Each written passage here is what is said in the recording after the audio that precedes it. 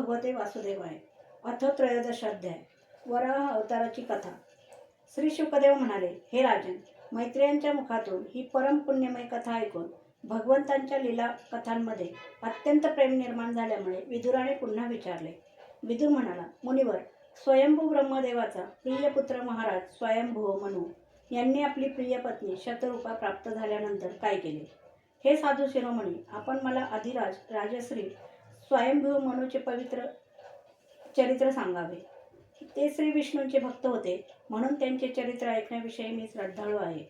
विद्वानांचे असे श्रेष्ठ मत आहे की ज्यांच्या हृदयामध्ये श्री मुकुंदांचे चरणाविंद विराजमान आहेत, त्या भक्तजनांच्या गुणांचे श्रवण करणे ही माणसांनी पुष्कळ दिवस केलेल्या शास्त्राभ्यासाच्या श्रमाचे मुख्य फळ आहे. श्री शुकाचार्य म्हणाले, राजन, सहस्र शीर्षा भगवान श्रीहरींचे चरणाश्रित भक्त विदुराने जेव्हा विनयपूर्वक भगवंताच्या कथा सांगण्याची विनंती केली, तेव्हा मुनिवर मैत्रेयांचे अंग रोमांचित झाले. ते म्हणाले, मैत्रेय म्हणाले, जेव्हा आपली पत्नी शतरूपेसह स्वयंभू मनूचा जन्म झाला, तेव्हा मोठ्या नम्रतेने हात जोडून ते श्री ब्रह्मदेवाला म्हणाले, भगवान, आपणच एकमेव सर्व जीवांचे जन्मदाते आणि त्यांची उपजीविका करणारे पिता आहात. तरीसुद्धा आपले संतान असलेल्या आमच्याकडून आपली सेवा कशी होऊ शकेल? हे पूज्यपाद, आम्ही आपल्याला नमस्कार करीत आहोत. आपल्या हातून होऊ शकेल अशा योग्य कार्याची आपण आम्हाला आज्ञा करावी, ज्यामुळे या लोकात आमची सगळीकडे कीर्ती होईल आणि परलोकात आम्हाला सद्गती मिळेल. श्री ब्रह्मदेव म्हणाले, पुत्रा, पृथ्वीपते, तुम्हा उभयतांचे कल्याण असो. मी तुमच्यावर अत्यंत प्रसन्न आहे, कारण तुम्ही सरळ भावाने मला आज्ञा करा असे म्हणून आत्मसमर्पण केले. हे वीरा, पुत्रांनी आपल्या पित्याची अशाच प्रकारे पूजा केली पाहिजे. दुसऱ्याची ईर्ष्या न करता जेवढे होईल तेवढे त्यांच्या आज्ञेचे आदरपूर्वक दक्षतेने पालन करणे हेच योग्य आहे. तू या आपल्या भार्येपासून स्वतःसारखीच गुणवान संतती उत्पन्न करून धर्मपूर्वक पृथ्वीचे पालन कर आणि यज्ञ करून श्रीहरींची आराधना कर. राजन, प्रजापालन हीच माझी मोठी सेवा होईल आणि तुला प्रजेचे पालन करताना पाहून भगवान श्रीहरी तुझ्यावर प्रसन्न होतील. यज्ञमूर्ती जनार्दन भगवान ज्यांच्यावर प्रसन्न होत नाहीत त्यांचे सर्व श्रम व्यर्थ होत, कारण ते एक प्रकारे आपल्या आत्म्याचाच अनादर करतात. म्हणून म्हणाले, पापांचा नाश करणारे तात, मी आपल्या आज्ञेचे अवश्य पालन करेन, परंतु आपण या जगात मी आणि माझी भावी प्रजा यांच्या राहण्याचे ठिकाण सांगा. हे देवा, सर्व जीवांचे निवासस्थान असलेली पृथ्वी यावेळी प्रलयातील पाण्यात बुडालेली आहे. या पृथ्वी देवीच्या उद्धाराचा आपण प्रयत्न करा. मैत्रेय म्हणाले, पृथ्वी अशा प्रकारे अथांग पाण्यात बुडालेली पाहून ब्रह्मदेव बराच काळपर्यंत मनात विचार करीत राहिले की हिला कशी बाहेर काढू. ज्यावेळी मी सृष्टी रचना करत होतो त्यावेळी पाण्यात बुडाल्यामुळे पृथ्वी रसातळाला गेली होती. सृष्टी कार्यासाठी आमची नियुक्ती झाली आहे, यासाठी आम्हाला आता काय केले पाहिजे? ज्यांच्या संकल्पाने माझा जन्म झाला आहे त्या सर्व शक्तिमान श्रीहरींनीच मला आता प्रेरणा द्यावी. विदुरा, ब्रह्मदेव याप्रमाणे विचार करीतच होते, तेवढ्यात त्यांच्या नाकाच्या छिद्रातून अचानकपणे अंगठ्या एवढा एक वराह शिशु बाहेर पडला. हे भारता, मोठी आश्चर्याची गोष्ट अशी की आकाशात असलेला तो वराह शिशु ब्रह्मदेवांच्या देखतच मोठा होऊन क्षणात हत्ती एवढा झाला. त्या विशाल वराह मूर्तीला पाहून मरीची आदी मुनिजन, सनकादिक आणि स्वयंभू मनूसह ब्रह्मदेव वेगवेगळे तर्क करू लागले. अहो, आज वराहाच्या रूपात हा कोणता दिव्य प्राणी प्रगट झाला आहे? केवढे आश्चर्य आहे! हा तर आत्ताच माझ्या नाकातून निघाला होता. पहिल्यांदा तर हा अंगठ्याच्या पेरा एवढा दिसत होता, परंतु एका क्षणातच हा मोठ्या शिलेच्या आकाराचा झाला आहे. हे यज्ञमूर्ती, भगवानच निश्चितपणे आमच्या मनाला मोहित करीत असावेत. ब्रह्मदेव आणि त्यांचे पुत्र अशा प्रकारे विचार करीत होते, तेवढ्यात भगवान यज्ञपुरुष पर्वताकार होऊन गर्जना करू लागले. सर्व शक्तिमान श्रीहरींनी आपल्या गर्जनांचा दिशातून प्रतिध्वनी उमटवून ब्रह्मदेव आणि श्रेष्ठ ब्राह्मणांना हर्षभरित केले. आपला खेद नाहीसा करणारी मायामय वराह भगवानांची गर्जना ऐकून जनलोक, तपोलोक आणि सत्यलोकातील मुनिगण वेदांच्या पवित्र मंत्रांनी त्यांची स्तुती करू लागले. भगवंतांच्या स्वरूपाचे वेदामध्ये विस्ताराने वर्णन केले गेले आहे, म्हणून त्या मुनीश्वरांनी जी स्तुती केली ती वेदरूप मानून भगवंत फारच प्रसन्न झाले आणि एक वेळ पुन्हा गर्जना करून देवतांच्या हितासाठी हत्तीसारखी लीला करीत ते पाण्यात घुसले. त्या वराहरूपी भगवानांनी पहिल्यांदा शेपूट उंच करून मोठ्या वेगाने आकाशात उसळी मारली आणि आपल्या मानेवरील केस विस्पारून खुरांच्या आघातांनी ढगांना विखरून टाकले. त्यांचे शरीर अत्यंत कठोर होते. त्वचेवर राठ केस होते, सफेद दाढा होत्या आणि डोळ्यात तेज होते. असे ते शोभायमान दिसत होते. भगवान स्वतः यज्ञपुरुष आहेत, तथापि वराहरूप धारण केल्यामुळे आपल्या नाकांनी वास घेत ते पृथ्वीचा शोध घेत होते. त्यांच्या दाढा भयंकर होत्या. आपली स्तुती करणाऱ्या मरीची आदी मुनींच्याकडे सौम्य दृष्टीने पाहत त्यांनी पाण्यात प्रवेश केला.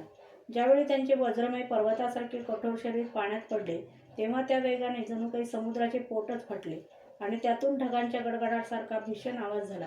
त्यावेळी असे वाटले की जणू काही आपले प्रदीर्घ तरंगरूप हात उंच करून तो मोठ्या आर्तस्वराने, हे यज्ञेश्वरा, माझे रक्षण कर, अशी प्रार्थना करीत आहे.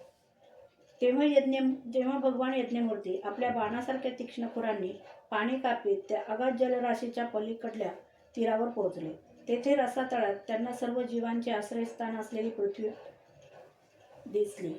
त्या पृथ्वीला कल्पाच्या शेवटी निद्रा घेण्यासाठी उद्युक्त करण्यात झालेल्या श्रीहरींनी स्वतः आपल्या पोटात सामावून घेतले होते. नंतर पाण्यात बुडालेल्या पृथ्वीला आपल्या दाढेवर घेऊन ते रसातळाच्या वर आले. त्यावेळी ते मोठे शोभिवंत दिसत होते. पाण्यातून बाहेर येतेवेळी त्यांना अडवणाऱ्या महापराक्रमी हिरण्याक्षाने पाण्याच्या आतच त्यांच्यावर गदा घेऊन आक्रमण केले. त्यावेळी त्यांचा क्रोध सुदर्शन चक्रासारखा तीव्र झाला आणि त्यांनी त्याला लीलया असे मारले की जसा सिंह हत्तीला मारतो. त्यावेळी त्याच्या रक्ताने त्याचे तोंड आणि कानसील माखल्यामुळे असे दिसत होते की एखादा हत्ती लाल मातीत टक्कर देऊन आला आहे. विदुरा, ज्याप्रमाणे हत्ती आपल्या दातांवर कमल धारण करतो, त्याप्रमाणे आपल्या सफेद दातांच्या टोकावर पृथ्वी ठेवून आलेल्या तमालपत्राप्रमाणे नीलवर्ण वराह भगवानांना पाहून ब्रह्मदेवादींनी त्यांना ते भगवंतच आहे असे ओळखून हात जोडून ते वेदवाक्यांनी त्यांची स्तुती करू लागले. ऋषी म्हणाले, भगवान अजित, आपला जय जयकार असो. हे यज्ञपते, आपण आपले वेदत्रयी रूप शरीर थरथरीत आहात, आपल्याला नमस्कार असो. आपल्या रोमरोमात सर्व यज्ञ सामावले आहेत. पृथ्वीला वर आणण्यासाठी वराहरूप धारण करणाऱ्या आपल्याला नमस्कार असो. हे देवा, आपल्या या शरीराचे दुराचारी लोकांना दर्शन होणे अत्यंत कठीण आहे, कारण हे यज्ञरूप आहे.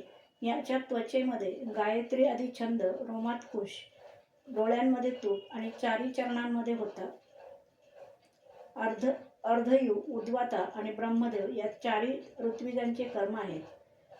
हे देवा, आपल्या मुखाच्या अग्रभानी स्क्रूक आहे, नासिका छिद्रात स्रुवा आहे, पोटामध्ये इडा, यज्ञीय भक्षण पात्र, कानामध्ये चमस, मुखामध्ये प्राक्षित्र, ब्रह्म भागपात्र आणि कंठ छिद्रात ग्रह सोमपात्र आहे. भगवान, आपले जे श्रवण आहे तेच अग्निहोत्र होय. यज्ञ स्वरूपाचे आपले वारंवार अवतार घेणे दक्षिणीय इष्टी आहे. मान उपसत 3 इष्टी, दोन्ही दाढ्या प्रायणीय, दीक्षेनंतरची इष्टी आणि उदनीय, यज्ञ समाप्तीनंतरची इष्टी, जीभ प्रवर्ग, प्रत्येक उपसदाच्या पूर्वी केले जाणारे महावीर नावाचे कर्म, मस्तक सभ्य, होमरहित अग्नी आणि अवासथ्य औपासनाग्नी आहे. तसेच प्राण चिती इष्टिका चयन आहे. देवा, आपले वीर्य सोम आहे. आसन बसणे प्रातः सवनादी 3 सवन, 7 धातू, अग्निष्टोम, अत्यग्निष्टोम, मुख्य, षोडशी, वाजपेय, अतिरात्र आणि आप्तोर्यान नावाच्या 7 संस्था आहेत. तसे शरीराचे सांधे सर्व सत्रे आहेत. अशा प्रकारे आपण संपूर्ण यज्ञ, सोमरहित याग आणि ऋतू सोमसहित याग रूप आहात. यज्ञानुष्ठान रूप इष्टी आपल्या अंगांना एकत्रित ठेवणाऱ्या मांसपेशी आहेत. सर्व मंत्र, देवता, द्रव्य, यज्ञ आणि कर्म आपले स्वरूप आहे. आपणास नमस्कार असो. वैराग्य, भक्ती आणि मनाची एकाग्रता याद्वारे ज्या ज्ञानाचा अनुभव येतो ते आपले स्वरूप आहे. तसेच आपण सर्वांचे विद्यागुरू आहात. आपल्याला पुन्हा पुन्हा नमस्कार असो. हे पृथ्वीला धारण करणाऱ्या भगवंता, आपल्या दाढेच्या टोकावर ठेवलेली, पर्वतांनी वेढलेली ही पृथ्वी अशी शोभायमान दिसत आहे की जसे पाण्यातून बाहेर आलेल्या हत्तीने दातांवर पात्रयुक्त कमळ वेल ठेवली आहे.